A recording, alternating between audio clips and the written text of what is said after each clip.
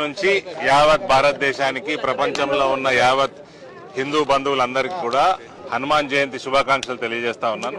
మీ అందరి ఆశీర్వాదంతో సనాతన ధర్మ, హిందూ రాష్ట్ర స్థాపన, హిందువుల ఐక్యత ఇవన్నీ కూడా బలపడతా ఉన్నాయి భారతదేశంలో.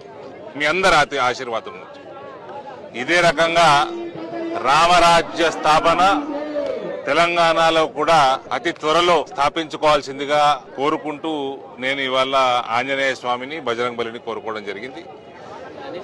రాముల వారి ఆశీర్వాదంతో, అయోధ్య రాముల వారి ఆశీర్వాదంతో, ఆంజనేయ స్వామి ఆశీర్వాదంతో తెలంగాణలో కూడా బలమైన రామరాజ్య స్థాపన చేకూరాలని నా మనస్ఫూర్తిగా ఇందూరు గడ్డ మీద నుంచి కోరుతా ఉన్నాను. గర్వంగా చెప్తా ఉన్నాను, తెలంగాణలో రామరాజ్య స్థాపనకి ఇందూరు గడ్డనే పునాది బలంగా వేస్తా ఉన్నాను. దానికోసం నేను ఇందూరు ప్రజలకి ఎప్పటికీ రుణపడి ఉంటాను, పాదాభివందనం చేస్తాను.